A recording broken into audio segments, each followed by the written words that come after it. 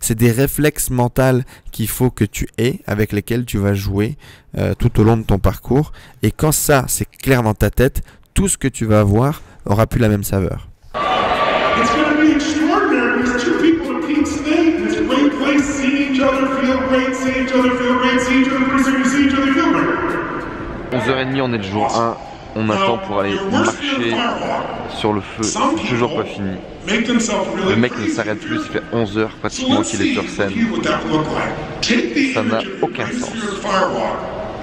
And make it bigger and bigger and bigger.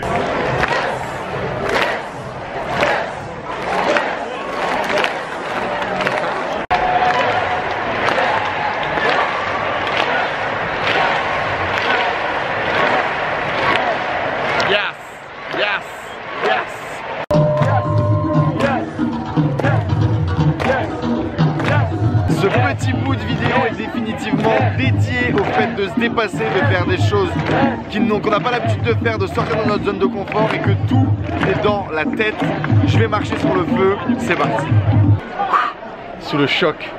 Mais c'est vraiment extraordinaire en tout cas cette sensation. I'm a firewalker, motherfucker. Je suis super content de t'accueillir dans mon interview sur ma chaîne YouTube et je te suis depuis une paire d'années, de mois, je ne sais pas si on peut dire d'années. La première fois que je t'ai vu, c'était une interview avec Antoine Pétavin. Ok, ouais, donc il y a plus d'1 an. Ouais, c'est ça, il y a plus d'un an. Et après, je t'ai suivi sur tes différents projets et tout ça. Et du coup, j'ai vu que tu parlais beaucoup d'entrepreneuriat, de mindset, d'état d'esprit en français. Et tu as créé du coup un mouvement qui s'appelle Entrepreneur 2.0. Et dans les trucs un peu fous que tu as fait aussi, c'est que tu as été à l'UPW de Tony Robbins. Du coup, on va parler de tout ça. Et puis d'autres choses. Je sais pas si tu veux compléter la présentation. J'ai pas dit ton âge ni ta profession. Est-ce que tu penses que c'est important? Je sais pas. Je sais pas. C'est ton auditoire. Déjà bonjour à tous. Merci à toi de m'accueillir. C'est super cool. J'avais déjà vu ta chaîne. T'as fait beaucoup de vidéos, genre les 6 clés, les 10 clés, etc. Et c'est un levier que je veux utiliser de visibilité de trafic sur ma chaîne. Tu l'as bien fait et c'est cool, donc félicitations à toi pour ça et félicitations pour la chaîne que tu as montée. T'es pas loin des 10K il me semble, si je dis pas de bêtises. 8000 à l'heure actuelle. Ouais, ça va aller vite et puis merci à toi de m'avoir suivi et puis de me faire venir aujourd'hui discuter avec vous. Donc ouais, tu t'es basé où là exactement géographiquement? Alors j'ai été nomade pendant 2 ans. Donc pendant 2 ans, je vivais maximum à peu près 1 mois par pays en général. Et aujourd'hui, du coup, ça fait 8 mois que je suis basé en Thaïlande. D'accord, Thaïlande. Là, on est actuellement au coworking Ubato à Onut, à Bangkok, pour ceux qui sont intéressés. C'est un peu le pays de la boxe. J'ai vu que tu pratiquais pas mal de boxe. Ouais, forcément, c'est le pays de la boxe thaï, quoi. Le pays de la Muay Thai. Et effectivement, du coup, j'ai démarré ici la boxe thaï il y a 2 mois et demi. J'ai mon premier combat dans 20 jours. Et ton pied, il va comment? Et mon pied ne va pas bien. Ça fait 3 jours que je suis à l'arrêt. J'ai mis un coup de pied dans un genou dans le premier match. Et dans le deuxième match d'entraînement, j'ai mis un coup de pied dans un coude. Et donc, mon pied a gonflé Elephant Man comme jamais. Et là, c'est en train d'aller mieux tout doucement. Il dégonfle, mais pas suffisamment pour pouvoir reprendre l'entraînement. Donc là, je pars à Bali demain. Je laisse reposer jusque-là et j'espère pouvoir m'entraîner à Bali. Du coup, ton métier, c'est pas boxeur, est-ce qu'on peut appeler ça infopreneur? Ouais, je sais pas, j'aime pas trop cette caricature de l'infopreneur. Mais effectivement, je pense que c'est un peu ce que je fais à partir du moment où on va le définir comme vendre des produits dématérialisés. Mais je pense que je suis un entrepreneur avant tout. J'ai créé des produits, des projets physiques avant de monter des leviers sur internet. C'est juste qu'un jour j'ai découvert la puissance du web et la possibilité de vendre des trucs dématérialisés, les opportunités que ça pouvait nous offrir, et que j'ai décidé de crusher ce business là à cet instant là. C'est pas du tout impossible que demain j'ouvre des nightclubs ou des restaurants, tu vois. J'ai l'entrepreneuriat dans le sang et je continuerai à monter des trucs quand ça me fait kiffer et quand je trouve ça bien. J'ai toujours été intéressé et intrigué par les business, que ce soit par une société de location de camions ou une société de location une société logistique, tu vois, qui potentiellement ne peut pas être sexy. Bah moi je trouvais ça sexy, tu vois. Parce que c'était l'entrepreneuriat, c'était la réflexion qu'il y avait derrière, c'était comprendre le business model, comprendre les acteurs, comment est-ce qu'on pouvait se différencier, comment est-ce qu'on pouvait faire de la marge, comment est-ce qu'on pouvait en vivre, comment comprendre les process commerciaux. C'est ça en fait moi qui m'anime avant de vendre des e-books en ligne, tu vois ce que je veux dire. Et du coup, tu t'expliquerais comment à ta grand-mère quel est ton métier? Moi, je sais que je lui dis je travaille sur l'ordinateur parce que pour expliquer Internet, c'est compliqué déjà. Ouais, ma grand-mère parle pas très bien français. À mon avis, tu dois avoir des origines aussi qui viennent un peu du sud, toi. Bah moi, c'est pareil. Et donc, grand-mère, je lui dis que tout va bien et que tous les mois j'ai de quoi manger et que je suis en bonne santé. Voilà, c'est ça que je lui dis. Ils inquiètent le plus, ouais. Voilà, c'est ça. Après, grosso modo, quand les gens me demandent ce que je fais et que j'ai pas envie de rentrer dans les détails et que j'ai juste envie d'expliquer facilement, je dis que grosso modo, je suis entrepreneur sur Internet, je fais du marketing et je fais du e-commerce. Voilà, je vends des produits en ligne, je vends des trucs en ligne. Grosso modo. Et du coup, actuellement, d'où viennent tes millions? Alors j'ai pas de millions, j'ai pas de millions, c'est pas non plus un secret. Mes revenus ont pas forcément décollé par rapport à l'année dernière parce que j'ai connu plusieurs mutations.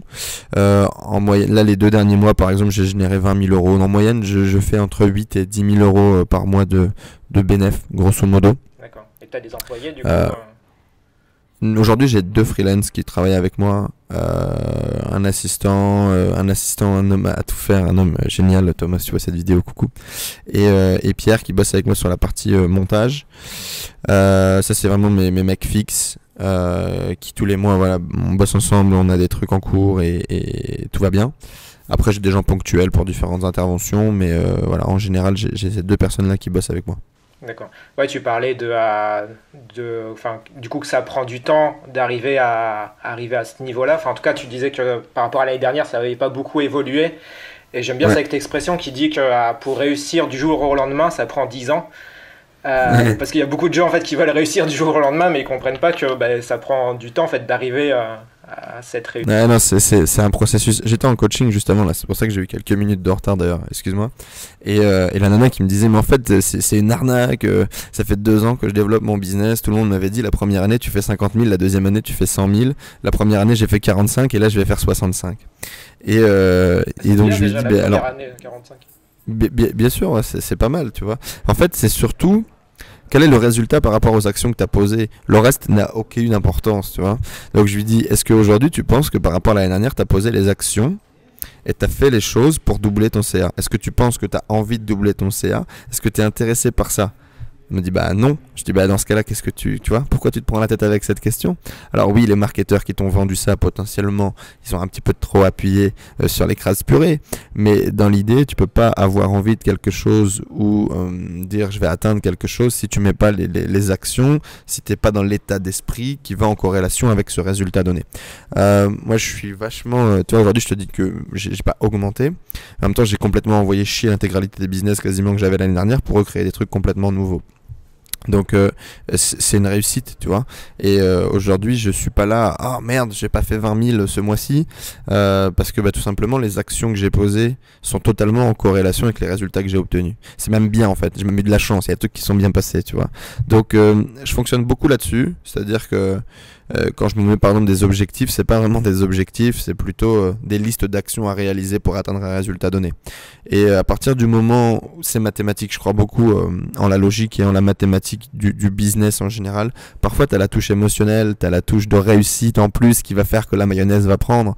Mais comme dans le poker, comme dans beaucoup d'activités que j'ai pu faire, que j'ai pu découvrir, que j'ai pu apprendre, y a un moment donné, tu sais que tu vas lancer 10 cailloux, t'as un caillou qui va toucher et c'est 1 sur 10 quoi, c'est ta stat. Ta stat c'est 1 sur 10. Donc construis tout jusqu'autour de ça. T'en veux 10, et fais-en 100, t'en auras 10, etc., etc. Et pour le business et pour les actions qu'on pose, pour les résultats qu'on obtient, c'est un peu pareil. Si tu veux choper 10 nouveaux clients le mois prochain, démerde-toi pour passer au moins 100 coups de fil. Et puis mathématiquement à un moment donné tu vas y arriver. J'estime qu'il n'y a pas d'objectif qui est inatteignable. C'est juste une question de moyens, de persévérance et d'énergie que tu vas mettre dans l'effort. Donc voilà, c'est un peu ma vision. Excuse-moi, j'ai dérapé total. Mais non, voilà. c'est complètement dans le thème. En plus, j'avais une question dans ce sens-là où je voulais savoir c'était quoi ton métier avant l'entrepreneuriat. Alors du coup, comme tu me dis que tu avais avant des boîtes, mais avant, il me semble que tu étais commercial ou dans... Ouais, tout à fait, ouais. J'ai commencé, j'étais en école d'ingénieur informatique et donc j'ai déjà commencé à vendre avant. J'ai commencé à peu près entre 15 et 16 ans à vendre des prestations de dépannage informatique. Donc au début pas à vendre, au début je les offrais, je les donnais. J'étais un peu le gamin du quartier, monsieur ordinateur quoi. Donc tu te chopais toutes les machines de Janine 55 ans qui savait pas utiliser internet et puis qui comprenait pas pourquoi il y avait des pop-up qui s'ouvraient. Donc au début tu le fais gratuitement et puis après tu commences à voir que t'apportes quelque chose et que les gens ont besoin de toi. Donc j'ai commencé à facturer ces trucs là. Enfin à facturer bien évidemment, c'était du blague quoi. Mais voilà, donc j'ai commencé gamin comme ça. Première année d'école d'ingénieur, on a créé une première auto-entreprise où on a commencé à vendre des sites internet. Donc là, c'était vraiment enfin, tu vois, on arrêtait entre guillemets, on arrêtait de jouer et puis ça y est, on essayait vraiment de faire un truc. Donc tu les fabriquais C'était très très drôle, c'était une super expérience. Tu les fabriquais toi-même les sites, les sites internet ou tu faisais quoi? Ouais, bien sûr. Alors moi, j'étais développeur, mais j'étais nul, tu vois. À l'époque, on découvrait à peine WordPress. Les premiers sites, on les a fait en HTML, CSS, PHP, brut quoi. Et après, on a commencé à utiliser WordPress et les CMS. Mais donc effectivement, ouais, à l'époque, moi, je faisais la conception, je faisais la vente et la conception, mais j'étais avec un pote qui lui était bien meilleur développeur que moi, et moi j'étais un peu meilleur commercial que lui. Et donc on avait commencé comme ça, un peu en mode fun, tu vois. Ça a duré à peu près 1 an, après on n'était pas d'accord, ça a arrêté, etc., etc. Mais effectivement, j'ai commencé comme ça, puis j'ai fait d'autres trucs. Je faisais déjà un peu du dropshipping, du e-commerce à l'époque, etc. Tu sais, j'étais le genre de mec qui avait depuis l'âge de 18 ans, j'ai un coffre plein. Tu vois, j'ai un coffre tout le temps blindé de trucs à vendre, tu vois. J'étais un gars comme ça. Et en fait, quand j'ai quitté l'école d'ingénieur parce que je trouvais pas ma place, parce que j'avais l'impression d'être inutile et parce que ça fonctionnait pas avec moi, tu vois, je voyais mes potes qui étaient en train de s'élever, de devenir des bons développeurs, de devenir des bons architectes système, et puis moi qui étais là en train de me branler la quille toute la journée à jouer aux jeux vidéo parce que je trouvais pas d'intérêt. Puis je faisais beaucoup plus de business à l'école que j'étudiais, si tu veux. Je prenais des projets qui venaient de mon réseau d'entrepreneurs, etc. Et je les donnais à faire à mes potes de classe. Et puis moi, je prenais une com, tu vois, de 40, de 50%. Donc je gagnais du fric, tu vois. Je gagnais vraiment déjà du fric à l'époque. Et donc, j'avais pas cette vision. Pourquoi est-ce que je vais passer 25 heures à apprendre un langage de programmation pour apprendre à faire un site, alors qu'à l'instant T, le site, il est fait, je gagne autant que le mec qui le fait. Tu vois ce que je veux dire? Et c'était naturel pour moi. Malheureusement, je l'ai pas conscientisé, j'ai pas investi là-dessus et j'ai pas vraiment démarré à faire un gros truc là-dessus. Je flambais mon pognon, quoi, en gros. mais voilà, ça c'est comme ça que j'ai commencé. Et puis quand j'ai quitté l'école, du coup, j'ai décidé j'avais l'impression de savoir vendre. Donc je m'étais dit, je vais focaliser là-dessus et je vais essayer d'apprendre à mieux vendre, donc reprendre une formation dans le commerce et puis commencer à bosser pour une start-up en tant que commercial. Donc ça a duré 2 ans pour la première startup, 1 an et demi pour la deuxième, qui était plus vraiment une startup finalement la deuxième. Et en fait j'ai fini, j'étais à peu près chef de projet, tu vois, mais pas forcément technique, plutôt chef de projet commercial. J'avais mon équipe, 4-5 développeurs, j'avais mes budgets, j'avais mes trucs, j'avais mon projet qui rentrait, que j'avais signé à 25 ou 30 000 euros. Et puis voilà, je connaissais mes coûts, je connaissais mes charges, il fallait gérer le rétro-planning, il fallait livrer un produit fini. Et puis il fallait au final amener le bénéfice sur le bureau du boss, quoi. Ça c'était la théorie. Dans la pratique c'était un peu plus compliqué. Mais dans les faits voilà ce que je faisais. T'es passé par une phase employée du coup. Ah ouais, carrément. Pendant 3 ans, 3 ans et demi, ouais. D'accord. Ouais, du coup t'as dû peut-être jongler pendant un temps avec un boulot d'employé et un boulot de free où t'as directement coupé et t'es passé de l'un à l'autre. Ah non, j'ai coupé. J'ai coupé direct. En fait, quand j'ai quitté la première boîte et que j'ai commencé à bosser pour la deuxième, j'étais déjà sur un espèce de moule d'intrapreneuriat. C'est-à-dire que je continuais à bosser dans le nord de la France, là où je vivais. Et en fait, la boîte était à Paris. Et donc j'avais mon secteur, mon portefeuille, mes budgets, et je trouvais mes projets moi-même, je livrais mes projets moi-même, et je trouvais ma main d'œuvre moi-même. Donc j'étais déjà un peu entrepreneur, mais sur le compte de la société, tu vois. Donc déjà là, c'était déjà un peu une première expérience entrepreneuriale un peu plus libre, même si dans tous les cas, j'étais quand même dans une espèce de coussin, tu vois. Et après, quand je suis parti à Paris, je suis vraiment repassé un peu plus du côté salarié de la casquette, mais avec voilà toute une question gestion de budget, gestion de comptabilité. Moi, je lui avais dit dès qu'il m'a employé que je voulais devenir entrepreneur, que je voulais monter ma boîte, et donc j'ai eu la chance qui m'élève à ça. D'accord.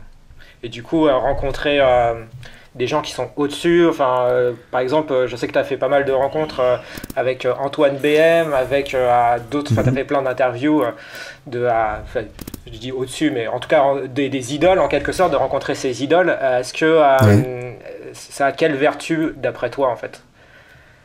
Ça n'a pas de prix. Il y a Stan Leloup qui me demandait ça sur son podcast. Il me demandait, parce qu'à l'époque, du coup, j'ai fait à peu près 20 heures de transport pour aller rencontrer Stan. Et il me disait, mais qu'est-ce que ça t'apporte quoi, de faire 20 heures pour venir rencontrer un mec comme moi? Et je lui disais que ça n'a pas de prix parce que ça a plusieurs facteurs émotionnels, psychologiques, techniques, concrètes que ça va t'apporter tout de suite. Je pense que le truc, c'est tu sais, toutes les interviews que j'ai réalisées, donc à peu près plus de 70 aujourd'hui, hein, plus de 70 interviews sur 3 continents, à chaque fois que j'allais rencontrer les gens, j'allais toujours rencontrer quelqu'un qui avait quelque chose que je n'avais pas encore, tu vois, quelque chose que j'ambitionnais. Alors, un état d'esprit, des résultats, une réussite sous quelque forme que ce soit. La première personne que j'ai interviewée, c'est un mec qui était indépendant. C'est un mec qui était artiste graffeur, tu vois. Il fait des graphes, il fait des dessins, etc. Moi, à l'époque, j'étais salarié. Il était indépendant. Je voulais obtenir ça, tu vois. Donc, le fait d'aller interviewer un mec comme ça, j'apprends. Dans tous les cas, j'apprends de son métier, j'apprends de sa vision. Mais surtout, j'apprends de moi, j'ai envie de devenir indépendant. Lui, il l'est déjà. Tu me dis ça existe. Et en fait, ouais. Le c'est possible, le comprendre le cheminement que les gens ont utilisé, par lequel ils sont passés pour obtenir les résultats qu'ils ont eus, c'est ça qui m'excitait. Ça avait plusieurs vocations. Moi, ça a été mon éducation première, m'apprendre à moi à faire les choses, et deuxièmement, apprendre aux gens, transmettre, partager le contenu que j'ai été chercher. Et puis, faire un c'est possible général, et puis après, réutiliser tout ça pour essayer de faire monter la mayonnaise, quoi. Et donc, si tu veux, les premières interviews, ça a été comme ça, crescendo, aller chercher des gens qui font des choses un peu extraordinaires, qui font des choses différentes, qui ont décidé de prendre un peu les sentiers, les sentiers qui ont été un peu moins battus, tu vois, les sentiers qui ont été un peu moins empruntés. Et pour moi, me motiver aussi à y aller, parce que je devais y aller dans les mois qui arrivaient, quoi. Je savais que j'allais me lancer là. Je savais que j'allais faire la rupture avec ma boîte. Et moi, je gagnais très bien ma vie. Je gagnais plus de 4000 balles par mois en étant salarié, tu vois. Et j'avais appartement de fonction, voiture, enfin, j'avais tout, tu vois. Donc, j'étais très bien à 21 ans, tu vois. J'étais très très bien.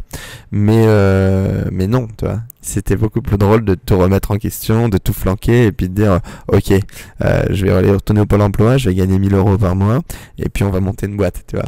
Et donc si tu veux, j'ai été chercher l'inspiration, la motivation des gens qui avaient réussi à faire ce pas, à faire quelque chose de différent. Et puis après, effectivement, comme j'étais intéressé par le business en ligne, que je le découvrais, je suis allé rencontrer plein de gens qui faisaient ça, du business en ligne, et pour aller chercher le business model.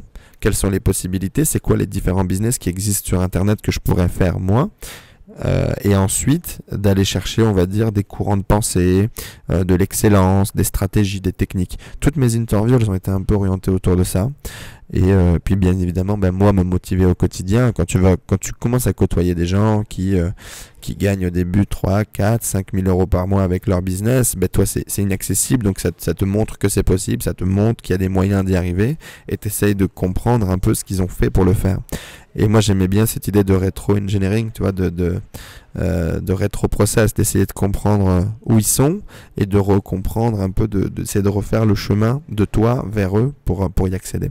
Et puis après, quand tu rencontres des mecs qui ont passé 1 million, 2 millions, 3, 4, 5, 10 millions par an, bien effectivement ça te donne la target, ça te donne le rêve de te dire ok, si je veux, alors ça te donne plusieurs choses, la possibilité, oui c'est possible de gagner 10 millions d'euros de chiffre d'affaires, de générer 10 millions de chiffre d'affaires par an, déjà première chose.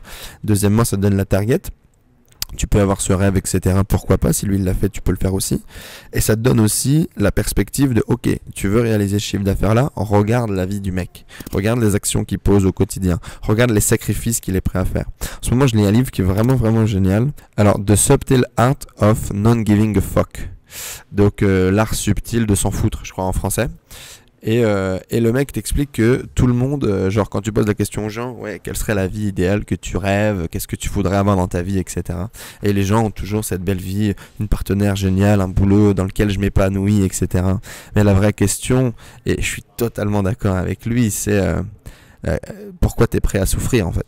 Pourquoi est-ce que t'es prêt à en chier? Qu'est-ce que t'es prêt à faire pour obtenir ce que t'as vraiment envie d'obtenir? Et pour moi aujourd'hui c'est vraiment ça. Alors j'ai fait un post hier sur Facebook là-dessus et les gens m'ont répondu ok, je comprends ta vision, par contre je comprends pas cette idée de devoir souffrir, etc. La vie elle est pas cool, tu sais, genre la vie elle est géniale, elle est belle. Ça c'est une question de perception, c'est une question de point de vue. Par contre développer un business, faire quelque chose de grand, réussir quelque chose à ton sens, tu vois, réussir vraiment un truc déjà qui toi te parle et qui toi sonne réussite, c'est déjà pas facile. Comprendre ce que c'est que ta réussite, qu'est-ce que tu veux construire, pourquoi tu veux le faire, etc., etc. Et puis derrière faire vraiment quelque chose de grand, te dépasser, te challenger et réussir cette challenge, bah ouais, c'est compliqué, bien sûr. Et pourquoi est-ce que tu es prêt à souffrir? Ouais, c'est un peu ce que j'en ai gardé, et c'est déjà ce que j'avais un peu dans ma philosophie. Et j'ai beaucoup aimé. Du coup, je vais te poser une toute dernière question. On va parler de ton programme Mindset Millionnaire. Mais avant ça, j'ai fait une vidéo sur YouTube où j'ai demandé à mes abonnés s'ils avaient des questions justement à te poser. C'est Labogame, donc ça doit être un pseudo, je pense. Salut Labogame. qui demande, voilà, est-ce que c'est obligé de sacrifier un ou plusieurs éléments de sa vie pour lancer dans l'entrepreneuriat ou sinon contourner le problème? Ça revient exactement à ce que je te disais au début. Qu'est-ce que tu veux et qu'est-ce que tu es prêt à sacrifier dans ta vie, tu vois? Dans tous les cas, il faut faire un sacrifice, quoi. Si aujourd'hui, tu as envie de devenir mince et musclé, bah forcément, il va falloir que tu fasses des sacrifices sur ce que tu bouffes et sur le temps que tu vas passer dans une salle de sport. Ça paraît cohérent, on est d'accord. Tu vas pas pouvoir devenir musclé en restant sur ta chaise et en bouffant des burgers. Et bah, au même titre que ça, devenir musclé dans ta tête, devenir musclé en termes de vente ou de négociation, bah forcément ça va demander des sacrifices, parce que si tu veux devenir par exemple un bon vendeur, il va falloir que tu fasses des heures de prospection. Et les heures que tu vas faire de prospection, bah tu les feras pas à faire autre chose. Donc je pense qu'il y a toujours cette idée de sacrifice, mais par contre ta capacité à le voir comme un sacrifice, ça c'est ta perception.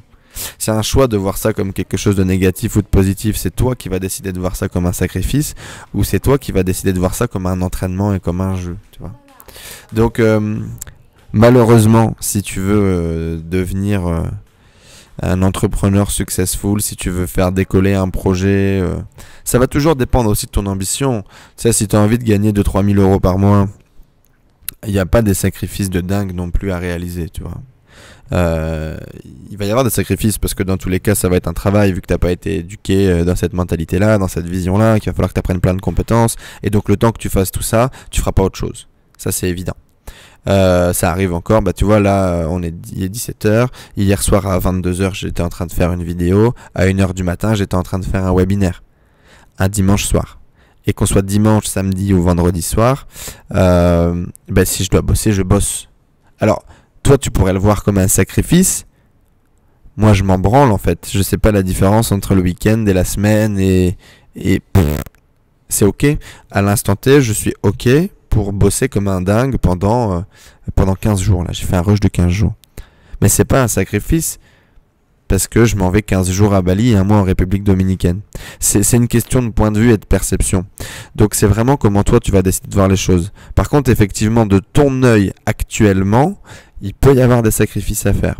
De ton œil dans le processus, avec une acceptation du processus il faut passer par des phases compliquées, par des phases dans lesquelles tu bosses plus pour capitaliser, pour qu'à un moment donné tu obtiennes un certain résultat donné. C'est plus un sacrifice, c'est juste une étape normale du processus. J'espère que c'est clair, c'est vraiment pas facile de philosopher un petit peu là-dessus, mais j'espère qu'en tout cas tu as compris l'essentiel de la chose et de comment je le vois.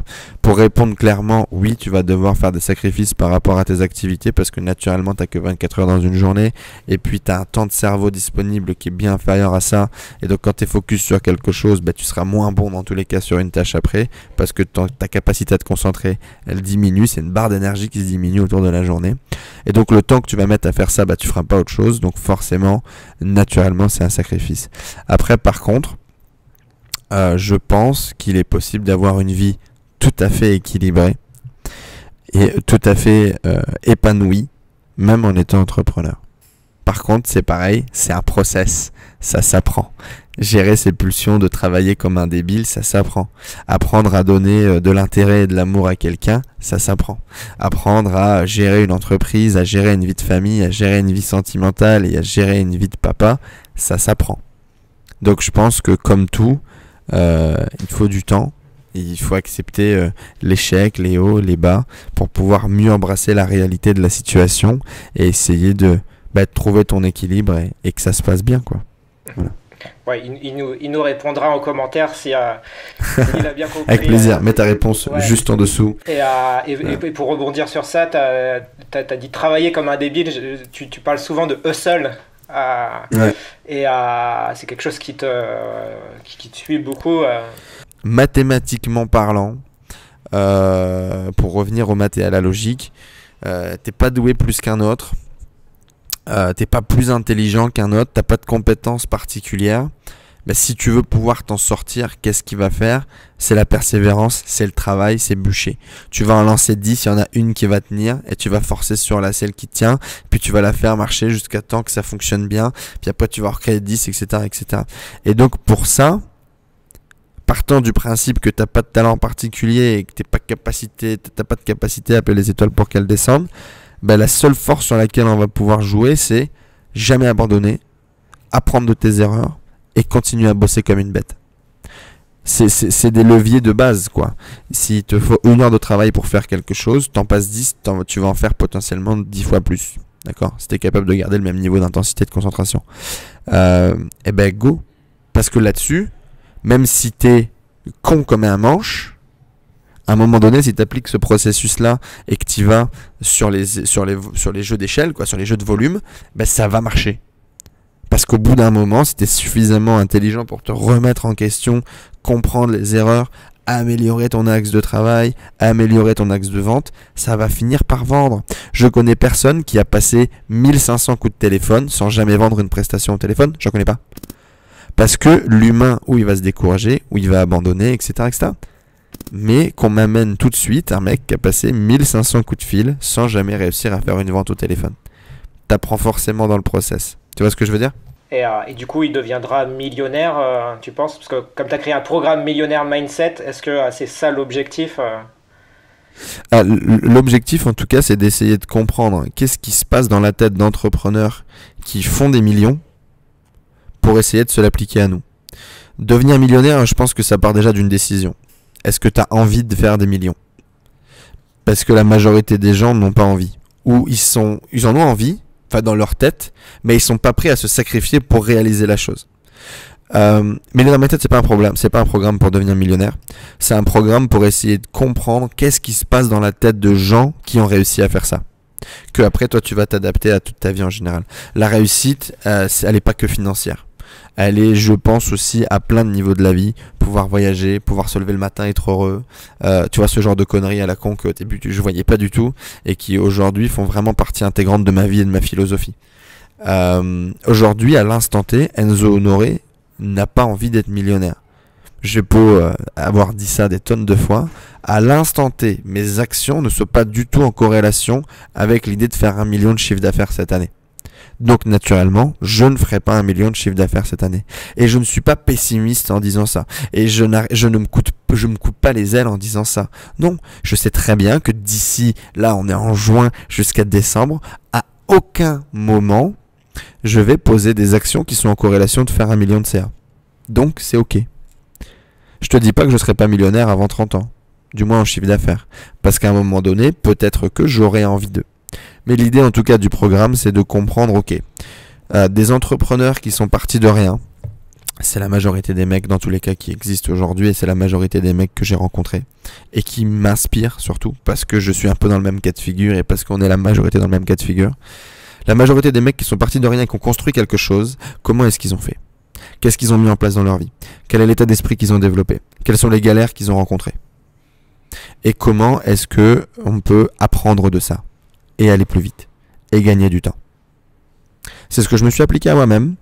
C'est ce que j'ai essayé de faire pour monter mon business. Et donc du coup, en plus de ça, je te partage tous mes apprentissages. Voilà, c'est mon programme qui est très lourd, très long, qui est pas facile, mais qui a des résultats assez fous. Tu veux travailler avec moi, ou on bosse ensemble en coaching, ou tu bosses avec Millionnaire Mindset, et après du coaching. Mais voilà, j'aurais grosso modo, tiens, j'ai pris tout ce qu'il y a dans ma tronche, je l'ai foutu là-dessus, et voilà. Et dans Millionnaire Ça, Mindset, cas, c'est des interviews ou c'est toi qui donnes cours en quelque sorte? c'est moi qui donne cours, plus des interviews qui vont arriver, qui seront des interviews un peu live dédiées au Millionnaire Mindset. C'est-à-dire que par exemple, tu vois, il y a 17 étapes. Et tu as des étapes sur chacun des piliers qui sont importants pour moi. Donc par exemple, comment te créer un environnement favorable, comment définir et choisir tes mentors, comment les copier en utilisant du mimétisme de façon efficace et rapide, comment analyser la vente d'un produit, comment créer un niveau d'empathie suffisamment fort avec les gens. Il y a plein de trucs que moi j'ai utilisés dans ma vie et que j'ai vu des entrepreneurs utiliser et qui m'ont partagé. C'est moi, je les raconte entre guillemets à la première ou à la troisième personne, ça dépend. Tu vois, il y a un peu des deux. Il y a des mixtes d'interviews écrites et de moi qui te partage mes expériences. Et en dessus de ça, je vais par exemple, souvent, tu as une étape qui correspond à une personne, en gros. C'est une rencontre que j'ai faite dans mes step-up. Et donc j'aimerais, c'est pas j'aimerais, ça va être fait, que je vais aller chercher certains entrepreneurs qui ont été, tu vois, ce step, et qui viennent en parler directement à la communauté en vidéo, en interview. Ça, ce sera du bonus. Ouais. D'accord. Ok. Ouais, c'est cool. Alors du coup, les gens vont retrouver, je pense, un lien en description pour aller voir ton programme Millionnaire Mindset. Ouais, carrément. Je pense que ce qu'il faut retenir de ce programme, c'est surtout un énorme coup de pied au cul qui te fasse le cul rouge pendant 3 mois. C'est-à-dire que le gros problème, c'est que les gens ont tout le contenu du monde, ont toutes les idées du monde, et ils se branlent avec pendant des semaines, tu vois. Et c'est là, en fait, la plus grosse source du malheur et la plus grosse source de non-réussite, c'est souvent que t'as pas fait. Et donc, je suis bon en énergie, je suis bon en motivation, on va essayer de le mettre à contribution. Et donc, tu as 17 étapes. À chaque fin d'étape, tu as des to-do list, d'accord, de trucs à mettre en place. Parce que c'est super compliqué de faire passer du mindset, de l'état d'esprit, dans le concret, dans la vie. D'accord, de le transporter dans une expérience que tu vas pouvoir vivre et de créer des nouvelles compétences à partir de quelque chose de très flou et très abstrait. C'est mon challenge, c'est ce que j'ai essayé de faire. Et ça va, on a des résultats qui sont plutôt intéressants. Donc à chaque fin de truc, tu as des exercices à faire. Tu es par groupe de 3. Vous êtes des trinômes. Et donc vous devez avancer semaine par semaine en vous donnant les résultats que vous avez obtenus aux différents trucs, en partageant les problématiques que vous avez reçues. Il y a des assistants que je paye tous les mois qui sont là pour s'assurer toutes les semaines, tous les mois, que les gens soient bien en échange, en discussion, qui passent bien à l'action. Et moi, tous les mois, je fais un bilan, je fais un coaching de groupe pour savoir un peu quelles sont les problématiques principales, où est-ce qu'on en est que tout va bien, est-ce que le niveau d'énergie est à son maximum. Et donc du coup voilà, j'estime qu'au bout de 90 jours, tu vois, les gens auront suffisamment réfléchi sur eux-mêmes, auront suffisamment posé des actions, auront suffisamment confronté leur état d'esprit à la réalité du marché, à la réalité du marketing en ligne, à la vision qui fonctionne, que pas moi, mais des mecs qui ont fait des millions d'euros de chiffre d'affaires ont réalisé, pour pouvoir avoir maximiser tes chances de réussite en fait. Parce que je peux pas te dire que tu vas lancer un truc, ça va marcher. Par contre, ce qu'on peut faire, c'est essayer de maximiser ton taux de chance de réussite par rapport à l'approche d'un projet, et c'est ça que j'ai essayé de faire avec avec mon programme. Donc voilà, juste te dire merci de m'avoir accueilli, m'avoir permis de faire cette interview, c'était super gentil. Et c'est toi qui m'as accueilli, c'est toi l'intervieweur. Merci de d'avoir répondu oui à mon invitation du coup. Avec grand plaisir. Et j'espère qu'on se recroisera dans des événements en présentiel ou choses comme ça. Peut-être que je viendrai faire un tour, ou si toi tu viens en France, ou si moi je vais dans ton pays. Ouais, je vais rentrer en France au mois d'octobre. Je vais faire une tournée en France avec 8 ou 9 dates. On va parcourir un peu la France pour faire des ateliers sur le business en ligne et sur la crypto-monnaie avec François. Donc voilà, je serai en France au mois d'octobre. Et sinon, effectivement, en général, je suis en Asie. Ok, ça marche. Mais voilà, dans la même démarche que ce que tu as fait par rapport à l'interview, moi quand je faisais mes recherches d'interview, c'était pareil. C'est-à-dire qu'en moyenne, je devais contacter 7, 8 personnes pour avoir une personne qui valide l'interview. À l'instant T. Tu as des gens qui disaient pas non, mais qui disaient ils sont pas disponibles, etc. Qu'en moyenne, il fallait contacter 8 personnes pour avoir une interview. Si tu voulais faire 10 interviews dans le mois, tu savais à peu près combien de personnes il fallait contacter. Et en fait, je fonctionne vraiment comme ça pour tout. Et ça t'enlève la peur de l'échec. C'est le processus. Il faut que tu fasses du volume, il faut que tu améliores. La voie normale, c'est d'échouer, quoi. Tu sais que 7 fois sur 8, ça marchera pas. Sauf que pour aller trouver la fois où ça va marcher, il faut forcément que tu fasses ces 7 premières fois, quoi. Et puis ça reste que des statistiques, c'est-à-dire que si au bout du 13e fois ça a toujours pas marché, peut-être que ça va marcher 3 fois d'affilée après. Essaye de comprendre comment tu peux mieux te positionner, le discours, comment tu peux l'améliorer, etc. etc. Et c'est un process un peu sado, mais je pense que c'est une des trucs qui ont fait que ça a fonctionné pour moi en tout cas. Donc on va rien lâcher, puis on va hustler, comme t'aimes le dire.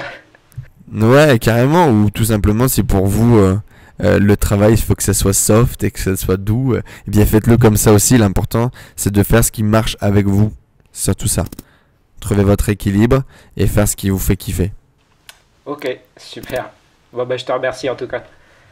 Merci à toi, à bientôt dans de prochaines émissions, épisodes ou rencontres alors. Salut. Salut.